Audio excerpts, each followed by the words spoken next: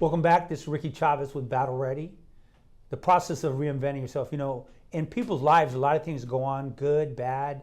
And, it's not what happens, it's just how do you react to it, what you do. Today we have on the show a really good friend of mine, a lady I've known for a long time. And if I was to be brutally honest, she was the first person that hired me, took a chance on me when I retired from the Army. It's Annette Monks, the executive director for Nora's Home. I had to get that right. Welcome. How are you today? Thank you. We were desperate. We had to hire somebody. You know what? I totally get it. And I still remember that interview to this day.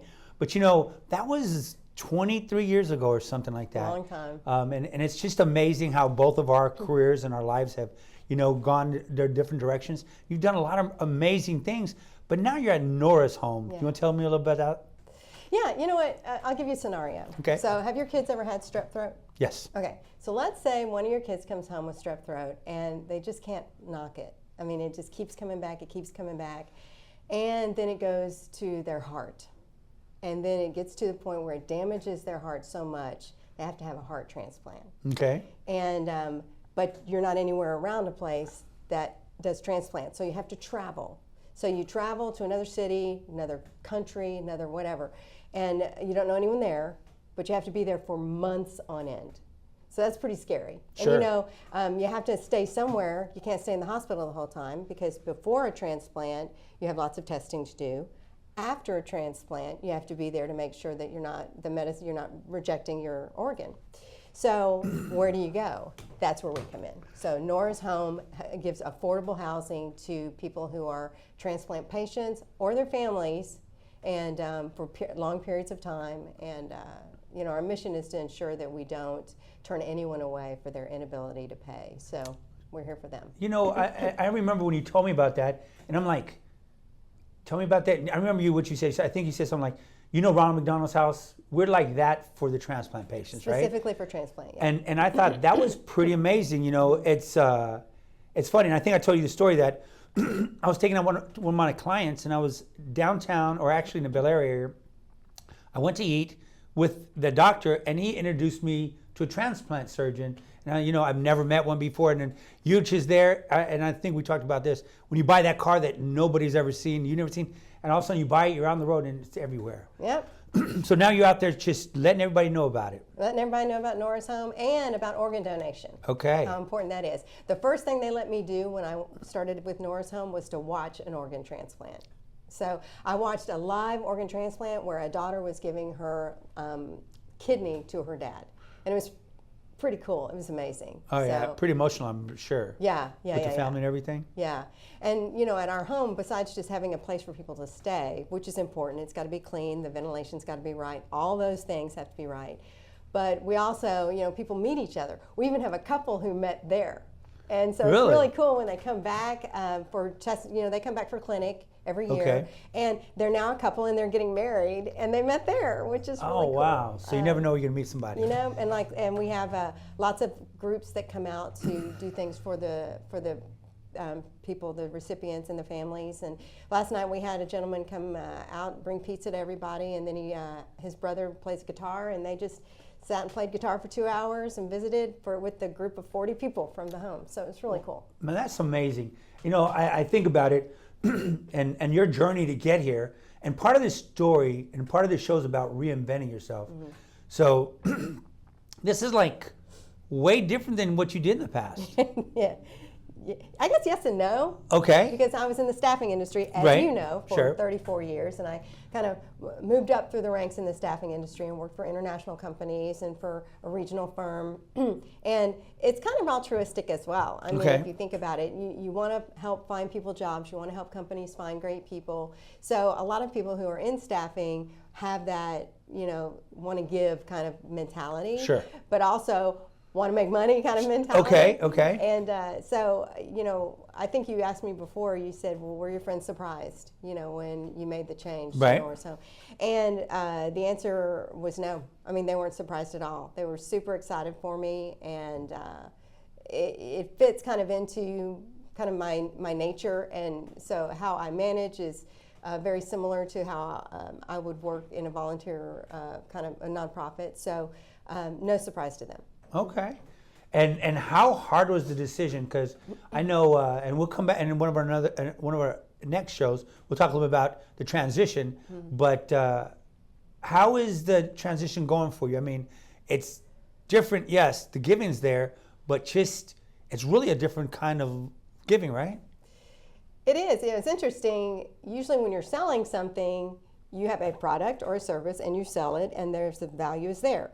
Here, we provide this service and we're asking for donations, and so that's new. And it, quite frankly, for me, is easier. There are so many people in Houston, really all over the U.S., who are so generous, and I had no idea that this world was out here, that the philanthropy was so big, and people are very, very kind. It's not competitive. It's everybody helping everybody. It's such a great culture.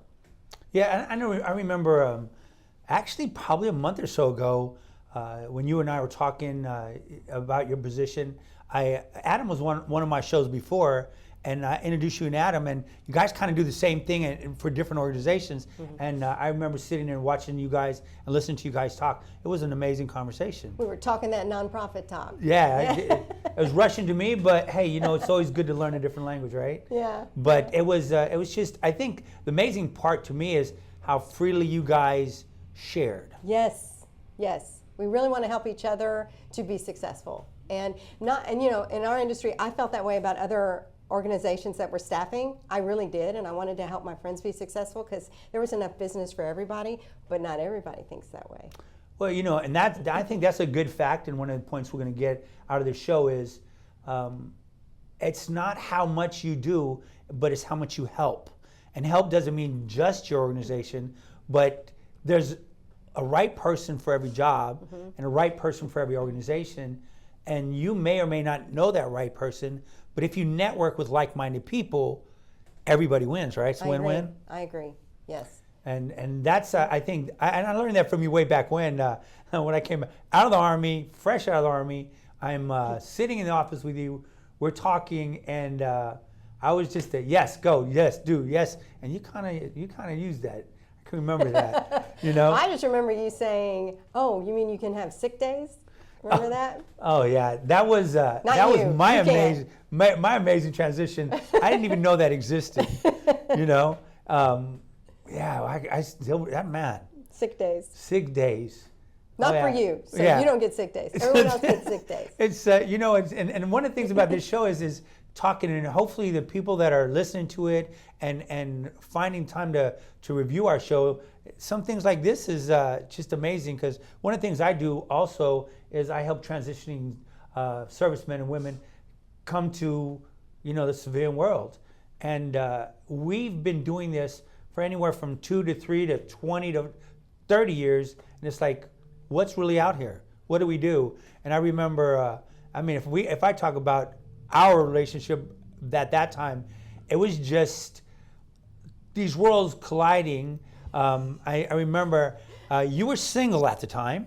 Yeah. And we were sitting there talking, and we ended up talking about your boyfriend at the time, who's your husband now, Scott.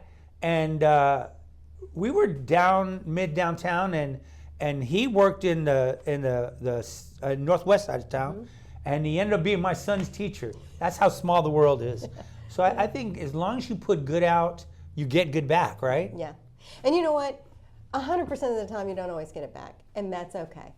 Don't be upset the times you don't get it back, because ultimately, more often than not, you get something good. I mean, we just can't be discouraged when we can't think quid pro quo. Right. No, tit for tat, right? Right. No, so I totally agree with that. And I think that's kind of why this show came about, is because, especially during COVID, and I know you was out there doing your thing in the staffing while COVID, it's so many people were transitioning in and out of their positions, working from home, working at the building. Nobody knew what was going on. A lot of people got laid off. Nobody knew what to do. It was kind of you don't know what you don't know. Right. So you don't know what to go find. And if you've been with a company for 30 years or 20 years or even 10 years, and all of a sudden you're back on the market, You know, it was people like yourself that could help them transition because you were finding work for people in jobs that were more usable for the COVID environment at the time. Right, and some people are very narrow, you know, in terms of the kind of job they want. They're very, their scope is narrow, and sometimes it's good to open it up. I mean, I'm in a nonprofit now. No, 100%, 100%. And I think that's, I was having a conversation with my transaction coordinator today, and I was talking to her about another thing I wanted her to do.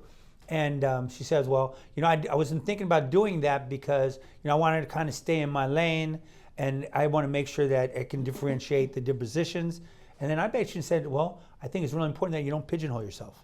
You know, if you get the opportunity for more experience, do it. I mean, what's the worst thing that can happen? It's amazing how it applies somewhere else. Right. You know, so the more you do, you know, growing up, my dad had us get involved in everything. I never thought I would end up taking Taekwondo as a girl who was a cheerleader on the dance team, but it, you know, it really rounded me out, and I met different people, and I got more confidence when I was out there, you know, by myself. So it was very helpful. But well, I appreciate we're coming to an end of our show. Again, guys, it's just you never know who's out there to help you, who's out there to be available, and there's opportunities for you to find something that can fulfill you. But you got to open the doors, open the gates, and give yourself an opportunity. Thanks a lot for your time. We're going into a commercial. Look forward to talking to you when you get back.